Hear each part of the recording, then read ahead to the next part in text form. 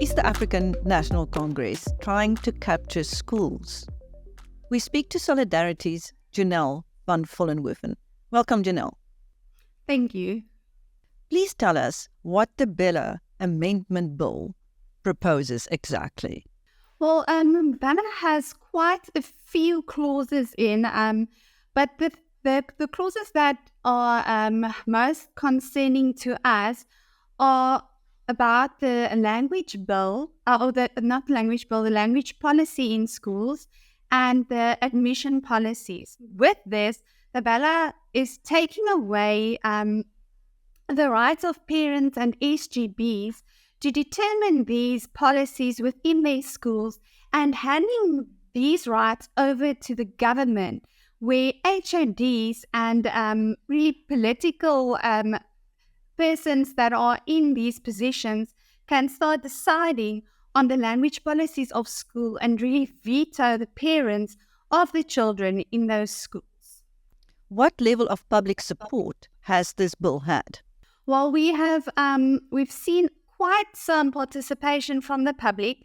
The bill was first introduced in, I think, 2017, and since then, there has been quite a few processes where the public could participate through oral presentations in Parliament, through written submissions in time frames that we were given, as well as public hearings. And a total of almost 11,000 submissions were actually handed to the to the Parliamentary Committee to consider when they were considering this bill and looking through it and looking at the clauses in it. So, and what feedback did the public give to the Parliamentary Committee? Well, if we look at the spreadsheet that was published by the Parliamentary Committee, there were almost 9,000 submissions that were against and rejected this bill in totality, and only about 150 submissions that were for this bill. So we have an enormous amount of public participation and the public really saying, we don't want this bill. We don't think it is good to place education solely in the hands of the government. We think parents and SGBs must take responsibility more than the government and really must govern schools and be responsible for the education of our children.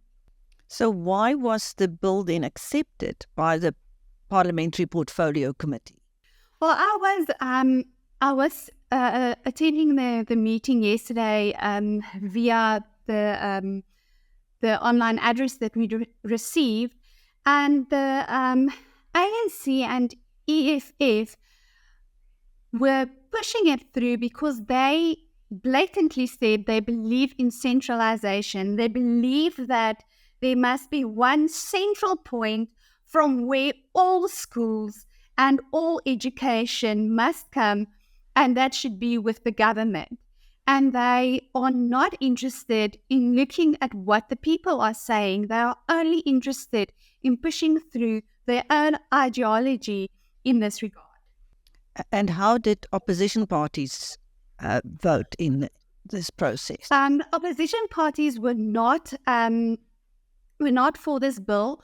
The Vryheidsfront Plus, the DA, the ACDP all said that they reject this, that they are against the government being solely in the sole centralized party in this in the education system, against the centralized government system in education. They believe that communities and parents should be responsible and should govern their schools, and that we cannot hand education in the hands of one department and one committee or one minister in this country.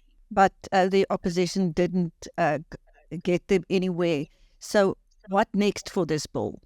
Well, the bill as it is now will be put to the Parliament, to the National Assembly, where they will be voting either for or against the bill. And should they, the majority vote for the bill, it will be then put forward to the provincial provincial assessments for their votes, and after that, it will go to the president for his signature, and it will become a law. That is the process that takes place. So it really depends on these provincial committees and the National Assembly on their votes. We are not sure if the provincial assemblies will also call for public participation processes and hearings. We really do hope they will, because we believe that the public's voice is not heard in this regard. Should it become law, what would the direct implications be for South Africa's schools?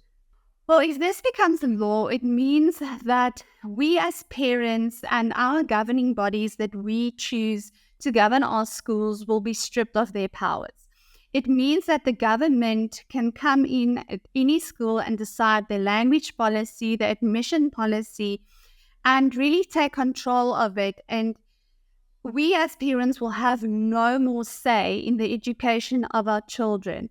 I think we all know that mother tongue education is extremely important for children to understand their work, to be able to learn and to excel, and to become, to study further and to become responsible adults that can actually make a living and contribute to the well-being of South Africa. But if this bill passes, we will be sitting with schools that are not focusing on mother tongue education, schools that are overcrowded, no quality education, and we will see education deteriorating even more than it is now. What is Solidarity planning to do to try and stop this bill from becoming law? Well, we have been participating in all of the public participation events that have taken place. We were at the public hearings, we were in Parliament, we had a presentation there, and we did submit our written submission as well. At the moment, the public cannot do much other than wait to see what happens in Parliament and in the Provincial Assembly. But after that, should the bill pass, we can go to court. We can test the constitutionality of this bill, and if it really is in the best interest of our children, and if it is a bill that can stand. And we believe that it is not. We do believe it is unconstitutional. We do believe it infringes on quite a number of rights, and we will be going to court to test that. What is the state of education under the ANC government as you see it at present? Well, at the moment, we see that we have less schools every year. And I don't think, it's simple maths. We can see that the population is growing. We're not less people in this country. And the ANC is just not building schools. They are not putting quality educators in schools. We have schools that are literally falling apart, especially in rural areas. And we have them focusing on Afrikaans schools, for example, instead of going into those schools, instead of giving the resources and putting the infrastructure there so other children in rural areas can get the same quality education as we have in big cities. At the moment, I think we know that the matric pass rates are not the greatest, having to pass only with 30%. We can see that the quality of education is really, really lacking in this country, and we're sitting with one of the highest, if not the highest, youth. I can't think of the English, excuse me, but the youth not getting work, not being able to find jobs. We have the highest number, one of the highest numbers in the world. And this is because we do not have proper education for our children in schools. And once they leave schools, they are not able to qualify further or to get a job because they lack certain basic skills. Thank you. That was Johnell van Vollenhoven of Solidarity speaking to BizNews.